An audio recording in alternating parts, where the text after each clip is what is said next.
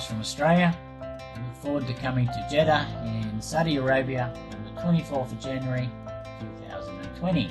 I will be judging the long-face tumblers there.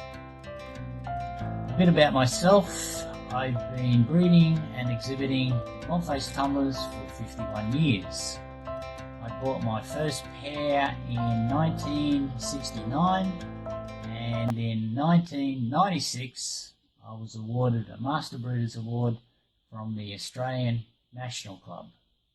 I have judged in various places around the world and throughout Australia. So look forward to this tremendous opportunity to judge your birds and to meet as many exhibitors as possible. So we'll see you next time.